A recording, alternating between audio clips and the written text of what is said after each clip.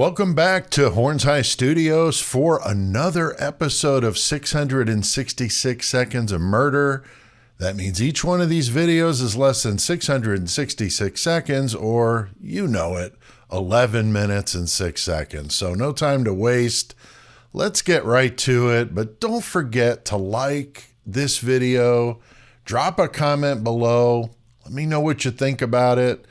The more people get to see it, if the more you comment, the more you like the videos, the more other people get to see them. So I appreciate that. And if you're not a subscriber, please consider doing that. Help the channel grow. And I do appreciate that very much. Now, it's important to remember that this video is for informational purposes only. These are just my opinions and speculation. I'm not saying anyone's guilty of anything. I'm not an expert, but I'm using some good common sense to analyze this case. And everything I say is alleged, okay? Now for this episode, this is going to be a shorter video, even shorter than my 666 seconds videos, to address just a few things that I've been hearing about in regard to the Idaho 4 case. Some of the things that I've heard may have some of you guys on the ledge a little bit, so I wanted to take a moment, back you away from the ledge. It's going to be okay. The main thing I wanted to discuss is some of the negative things we're hearing out there about RE, the defense expert in regard to the cell phones and the GPS data on Brian's phone.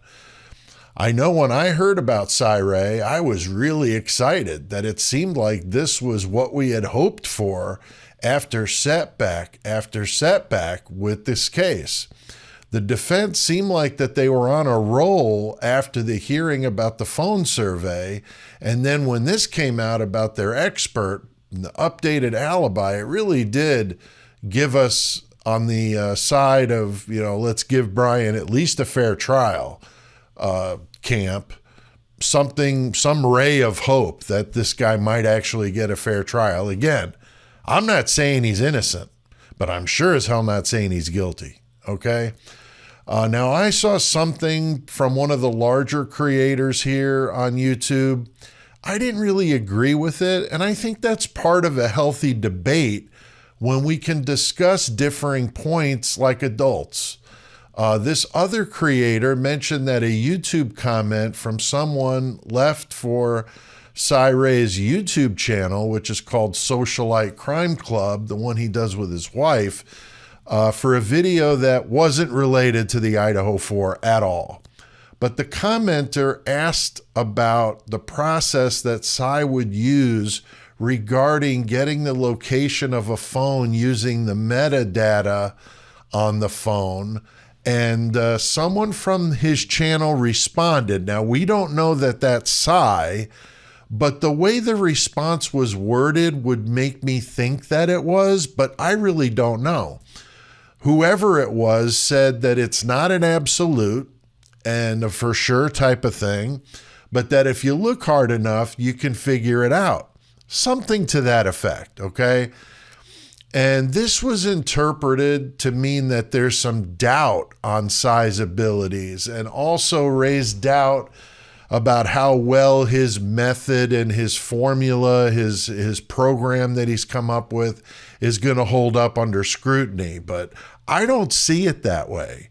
I see that response as somewhat of a guarded answer to not give an absolute. I mean, we don't know if Cy actually had Brian's physical phone or what he used to do what he did. But in my opinion, I don't see how he could be going out on a complete limb to testify for the first time as a defense witness, putting his entire reputation on the line big time in a case very high profile, unless he knew that he had the goods. I mean, I'm just not seeing it. I'm seeing that he's got to be pretty sure about this for him to be staking this kind of claim. Now, there have been other grumblings by those who think Brian Kohberger is guilty, making some statements about a Colorado case that Cy testified in.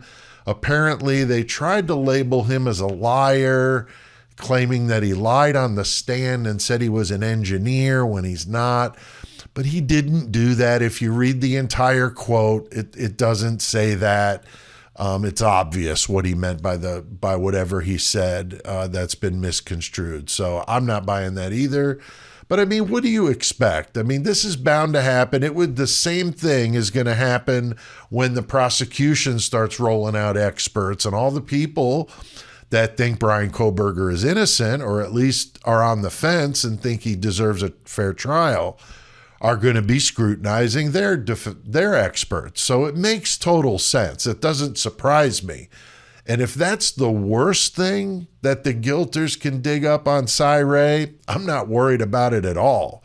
I still think he comes across very personable, very knowledgeable, but not from a way of demeaning people. I think he'll come across very well with a jury. I still think he's going to run circles around Bill Thompson and his cohorts. But there are people that don't agree with that. And I can respect that. That's fine. We're going to have to just see how this one shakes out. I'm keeping an open mind, and I don't feel anything is absolute in this case. Now, don't miss my next live on this channel with A.R. Hayes. That's going to be this Sunday, April 28th from 4 p.m. to 6 p.m. That's Central Time. We're going to be talking all Idaho 4, answering a lot of your questions. The one from this last Sunday went really well on this channel. Thank you for all of you that turned out. So come on in and enjoy this one with us. We're going to have a lot of fun. Got some big news to share. AR and I have got some good news for you. And I'm going to be giving away some cool prizes. So that sounds like a good time. We're going to be talking about RE and some of this recent stuff. We're going to be talking about that pesky little brass button snap and the DNA that was found on it. We're going to be talking about the possibility the evidence could have been planted and who might have been behind that. So you definitely don't want to miss this live on Sunday. Thank you to all my friends in the Horns High Club. You guys are awesome. I really appreciate your support very much. And I appreciate all of you guys that watch these videos. You guys are great.